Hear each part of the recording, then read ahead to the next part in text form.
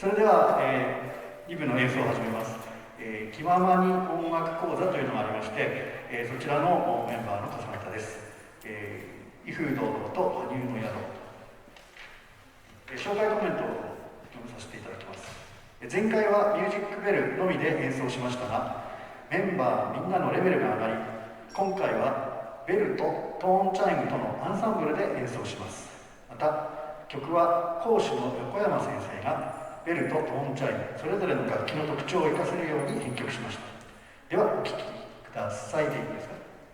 先生、お聴きくださいでいいですか。はい、じゃあお聴きください。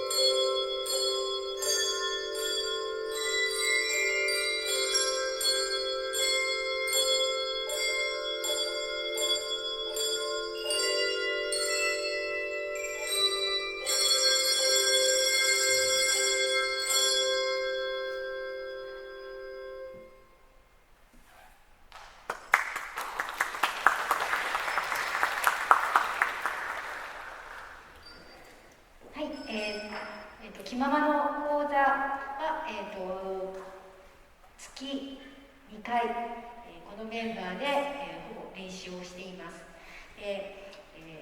今回このトーンチャイムとベルトを合わせてやってみたら綺麗じゃないかということで、譜面を新たに作ってでこのメンバーが演奏して、聞き映えのあるようにちょっとアレンジをしてみました。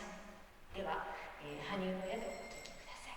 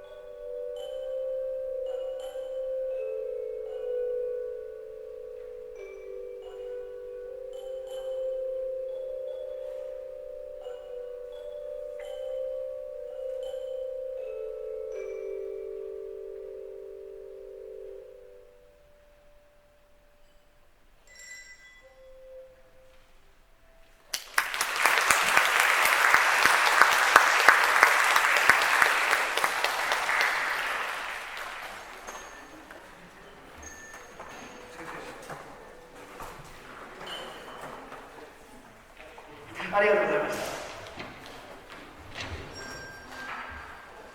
次の準備をする間にちょっとお待ちください。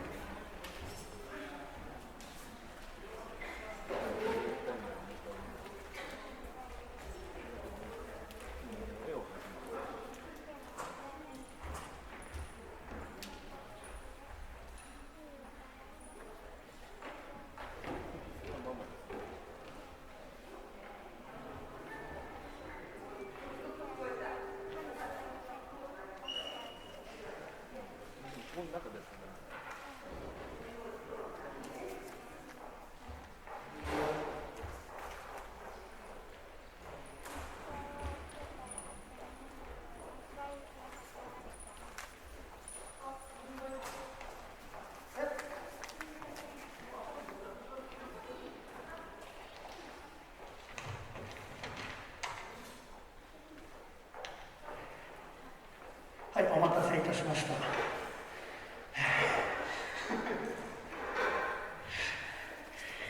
プログラム14番鈴木直さん、曲は夢路より。はい、先にコメントをご紹介します。